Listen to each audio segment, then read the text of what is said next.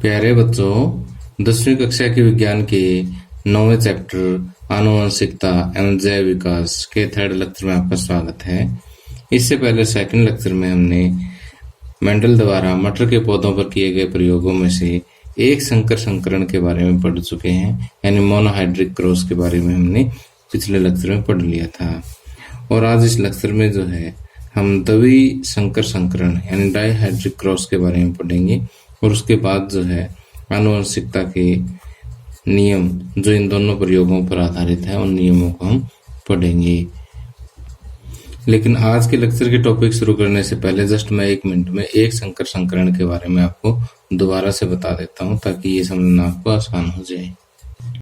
अब जैसा कि हम जानते हैं कि मेंडल ने अपने प्रयोग के लिए जो है 7 जोड़ी विपरीत लक्षणों वाले मटर के पौधे सिलेक्ट किए थे। तो इनमें से यदि हम किसी एक जोड़ी विपरीत लक्षण वाले पौधों के बीच में संकरण करवाते हैं तो ऐसा जो संकरण है वो एक संकर संकरण कहलाता है। जैसे पिछले लेक्चर में हमने एक संकर संकरण में क्या लिए थे कि एक तो शुद्ध लंबा पौधा लिया था और एक शुद्ध बौना पौधा लिया था। अब शुद्ध लंबे पौधे में क्या है कि दोनों युग्म विकल्पी जो है वो प्रभावी है और शुद्ध बौने पौधे में जो है दोनों युग्म विकल्पी जो है वो अप्रभावी है। तो अब देखिए कि इनके जो युग्मक है उसमें यहाँ पर दोनों प्रभावी लक्षण आएंगे और ये पौधा जो है जो युग्मक देगा वो अप्रभावी लक्षणों वाले देगा। जब इनका परपरागण होता है तो देखिए परपरागण में एक युग्मक एक पौधे से और दूसरा युग्मक हम दूसरे पौधे से लेकर के चलते हैं तो आपको इस तरह का एक पौधा मिल सकता है, या फिर इसका इसके साथ कॉम्बिनेशन हो तो आपको ये पौधा मिल सकता है, इसका इसके साथ कॉम्बिनेशन हो तो आपको ये वाला पौधा मिल सकता है, और क्या रह गया इसका हो गया, और इसका इसके साथ हो तो आपको ये कॉम्बिनेशन मिल सकता है। तो इस तरह से ये जो पीढ़ी हमें प्राप्त हुई उसको हम F1 पीढ़ी कहते हैं। F1 पीढ़ी का अगर हम यहाँ पर जीन प्रारूप देखें तो उसमें एक प्रभावी लक्षण है एक अप्रभावी लक्षण है। तो आपको पता है कि आपको जो पौधे में दिखाई देगा वो प्रभावी लक्षण ही दिखाई देगा, यानी यहाँ पर जितने भी पौधे आपको दिखाई देंगे वो लंबे पौधे होंगे। ठीक, ये पौधा भी लंबा होगा, ये पौधा भी लंबा होगा, ये भी लंबा पौधा होगा और ये भी लंबा पौधा होगा। ठीक, अब इन चारों पौधों के अगर हम लक्षण देखें तो सारे लंबे हैं, यानी इनका लक्षण प्रारूप भी सेम है, और इनका जीन का रूप देखें तो एक प्रभावी एक अप्रभावी, तो इनका जीन प्रारूप भी क्या है सेम है। तो अब क्योंकि जीन प्रारूप इनका सेम है तो ये सारे पौधे में एक जैसे मानते हैं, तो इनका अगर हम आपस में भी करवाते हैं परागण तो भी उसको हम स्वपरागण ही कहेंगे। तो अगर एक कैपिटल डी एक small D, capital D small D, इनका अगर हम परागण करवाएंगे तो क्या होगा, यहाँ से जो पहले इसके युग्मक लिख लेते हैं, युग्मक क्योंकि दोनों सेम ही है तो एक जैसे युग्मक देंगे। अब यहाँ से देखिए कि आपको क्या प्राप्त होगा कि यहाँ पर एक जो पौधा है आपको इस टाइप का प्राप्त होगा, दूसरा पौधा जो है आपको जिसमें जीन प्रारूप ऐसा है वो दिखाई देगा, एक पौधा आपको ऐसा देगा और लास्ट जो पौधा है वो आपको ऐसा मिलेगा। तो यहाँ पर देखिए कि दोनों ही प्रभावी लक्षण है, तो यहाँ पर भी पौधा कैसा मिलेगा आपको लंबा। इन दोनों में एक प्रभावी और एक अप्रभावी, तो प्रभावी लक्षण ही आपको यहाँ पर अपीयर होगा, लेकिन यहाँ पर दोनों अप्रभावी लक्षण है तो यहाँ पर पौधा आपको बौना प्राप्त होगा। अब यहाँ पर ध्यान से देखिए कि देखने में तो तीनों पौधे लंबे हैं। ठीक, अगर लंबे दिखाई दे रहे हैं, जो हमें दिखाई दे रहा है वो इसका लक्षण प्रारूप है। क्या है इसका लक्षण प्रारूप? तो लक्षण प्रारूप में 3 लंबे और 1 बौना है। ठीक है, तो लक्षण प्रारूपी अनुपात जो है लंबे और बौने का कितना होगा 3:1। लेकिन अगर इसका जीन प्रारूप देखें तो देखिए कि इसका जीन प्रारूप अलग है, इन दोनों का जीन प्रारूप एक जैसा है और इसका जीन प्रारूप अलग है। तो जीन प्रारूप में हम बात करते हैं टी की, कैपिटल टी स्मॉल टी की और दोनों स्मॉल टी की। तो ये 1:2:1 है। ठीक, तो कई बार ऐसा होता है कि पौधा हमें देखने में एक जैसा लगता है, यानी उसका लक्षण तो हमें एक जैसा दिखाई देता है, लेकिन वो अंदर से जो उसका जीन प्रारूप है वो अलग हो सकता है।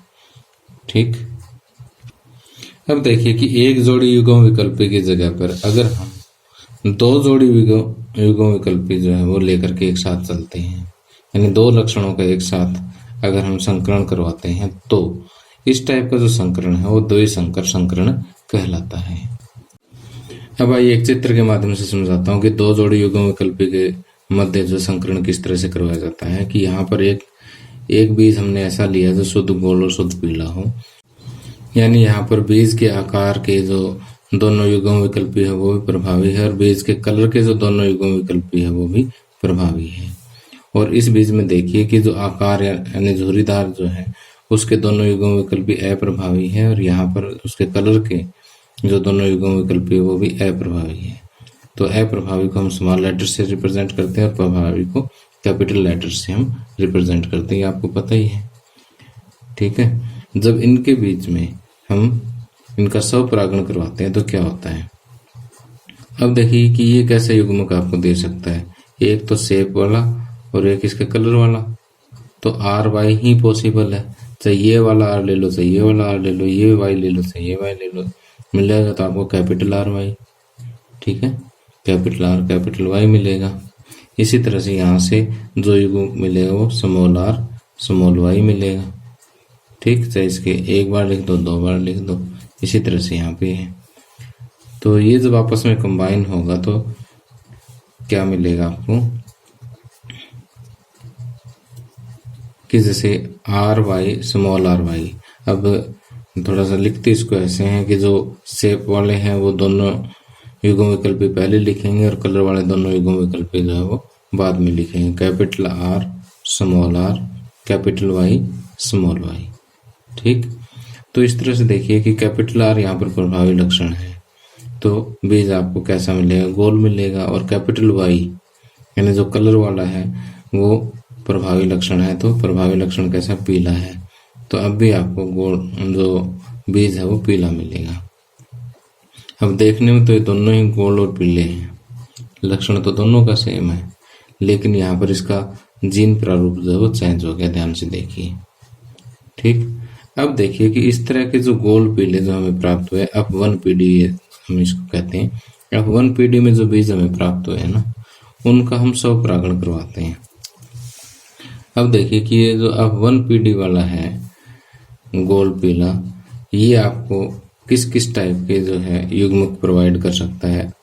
Capital R capital Y provide कर सकता है, स्मॉल आर कैपिटल वाई, फिर capital R small Y, small R small Y.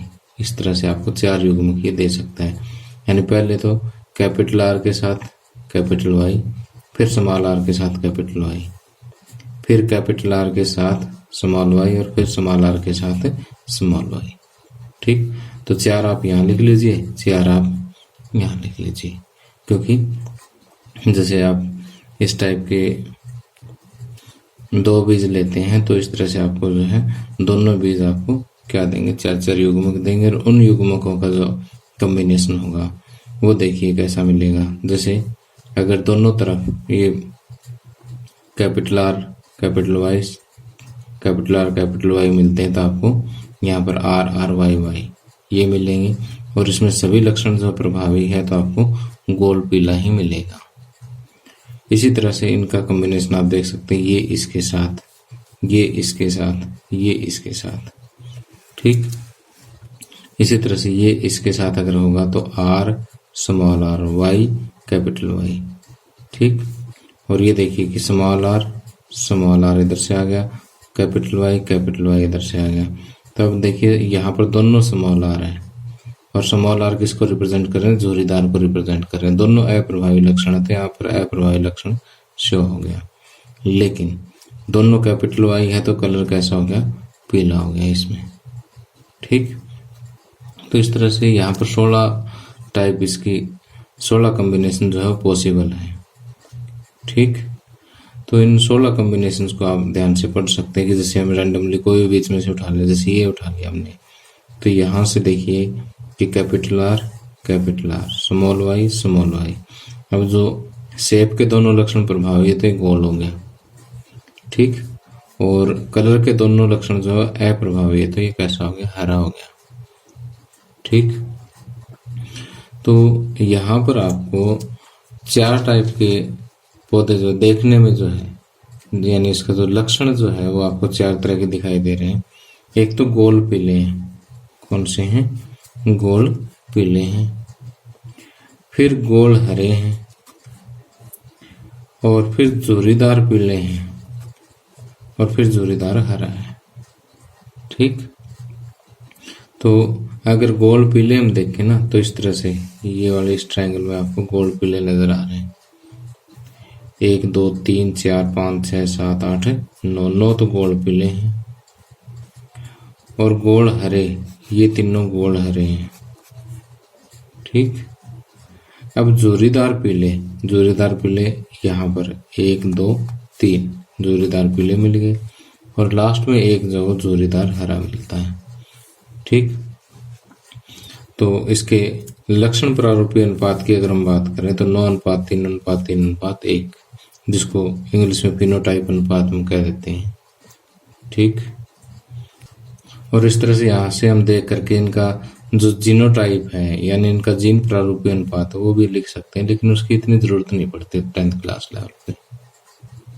अब देखिए कि द्विसंकर संकरण में हमने एग्जाम में क्या लिखना है, अपने नोट्स में हमने क्या लिखना है, वो देखिए कि आपकी सुविधा के लिए नोट्स मैंने बना रखे हैं, और मेरी जो एक मोबाइल ऐप है सुरेश लेक्चरर, उस पर सभी नोट्स अपलोड है, आप प्ले स्टोर में जाकर के डाउनलोड कर सकते हैं। तो यहाँ पर देखिए कि द्विसंकर संकरण में जो है मेंडल ने क्या किया, एक तो पीला और गोल बीज लिया, दूसरा हरा और झुर्रीदार बीज, और इनके मध्य क्या करवाया, संकरण करवाया। तो F1 PD में जो आपको पौधे प्राप्त हुए सारे कैसे थे, पीले और गोल बीज वाले थे। ठीक, अब F1 PD में जो बीज हमें प्राप्त हुए उनका क्या करवाया था, स्वपरागण करवाया था, और उससे आपको क्या मिला, F2 PD में 4 टाइप के पौधे लक्षण में देखने में जो है 4 टाइप के पौधे प्राप्त हुए, जिसमें पीले और गोल बीज वाले जो है 9 पौधे, पीले और झुर्रीदार बीज वाले 3 पौधे, और हरे और गोल बीज वाले 3 पौधे, और हरे और झुर्रीदार बीज वाला 1 पौधा, यानी ये इनका अनुपात है। ठीक, इस अनुपात में कितने पौधे आपको मिल सकते हैं। ठीक, कहने का मतलब ये है कि ये अगर 9 मिलते हैं तो ये 3 और ये 1 मिलेगा।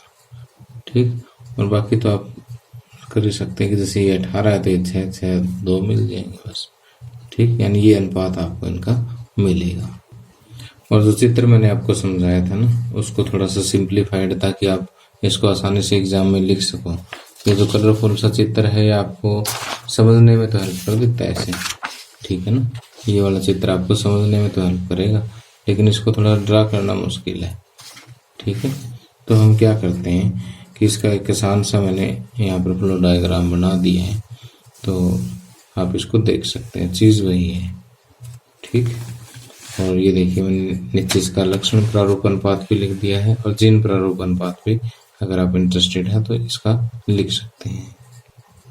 अब आइए आगे, लगभग 2-3 मिनट में हम मेंडल द्वारा जो आनुवंशिकता के नियम दिए हैं उनको पढ़ लेते हैं। बहुत ही आसान से नियम है, और जिनको हम अच्छी तरह से पहले इसके बारे में पढ़ चुके हैं, बस नियम ही बताने हमने। कि सबसे पहला है प्रभाविकता का नियम। ठीक, प्रभाविकता का नियम जो है ये एक संकर संकरण है जो हमने प्रयोग किया था उसके परिणामों पर आधारित है। ये कहता है कि जब एक जोड़ी युग्म विकल्पी के बीच में संकरण करवाया जाता है तो F1 PD में जो लक्षण हमें दिखाई देगा, जो अभिव्यक्त होगा, उस लक्षण को हम क्या कहते हैं, प्रभावी लक्षण कहते हैं। और जो अपवन पीढ़ी में दिखाई नहीं देता उस लक्षण को हम क्या कहते हैं? अप्रभावी लक्षण कहते हैं। और यही क्या है? प्रभाविकता का नियम है। यानी जो लक्षण आपको, जैसे यहाँ लंबाई वाला लक्षण ही अपीयर होता है, तो लंबाई वाला जो लक्षण है उसको हम प्रभावी लक्षण कहेंगे। और क्योंकि यहाँ पर बोलनेपन वाला जो लक्षण वो दिखाई नहीं देता अपवन पीढ़ी में, इसलिए जो बोलापन जो है वो अप्रभावी लक्षण होगा। ठीक। और इसका दूसरा नियम है पृथक्करण का नियम या युग्मकों की शुद्धता का नियम। अब देखिए कि ये प्रयोग भी जो है मेंडल के एक संकर संकरण के परिणामों पर आधारित है। और इस प्रयोग में ये कहा है कि जब अपवन पीढ़ी में विषम युग्मज युग्मक बनते हैं, विषम युग्मज युग्मक का मतलब तो आपको पता ही है कि जिसमें दोनों युग्म विकल्प जो अलग अलग टाइप की हो। तो जब इस तरह से अपवन पीढ़ी में विषम युग्मज युग्मक बनते हैं, तब ये जो दोनों युग्म विकल्प जो है वो अलग अलग युग्मक में चले जाते हैं। जैसे ये टी इसमें चला गया और दूसरा टी दूसरे युग्मक में चला जाएगा। इसी तरह से एक स्मॉल टी जो है यहाँ इसमें आ गया, दूसरा स्मॉल टी जो है इसमें चला गया। ठीक। और कहने का मतलब ये है कि यहाँ पर ये दोनों युग्म विकल्प जो है अलग अलग टाइप के एक साथ रहते हुए भी एक दूसरे को जो है वो संदूषित नहीं करते, एक दूसरे को प्रभावित नहीं करते। क्योंकि जैसे इस बात का ये प्रूफ है कि जैसे F2 पीढ़ी इसकी आती है ना, देखिए ये F1 पीढ़ी वाले थे दोनों अलग अलग, और जब F2 पीढ़ी में गए तो ये जो बोनेपन वाला लक्षण है जो आपको यहाँ दिखाई दे गया। अगर मान लीजिए यहाँ पर ये F1 पीढ़ी में एक दूसरे को प्रभावित करते, संदूषित कर देते, तो ये जो बोनेपन वाला लक्षण आपको यहाँ दिखाई नहीं देता था। ठीक है, इसलिए इसको शुद्धता का नियम भी हम कह देते हैं। अब देखिए कि आगे इसका तीसरा नियम आता है स्वतंत्र अपव्यवहन का नियम। ये नियम जो है ये मेंडल के द्विसंकर संकरण प्रयोग के परिणामों पर आधारित है।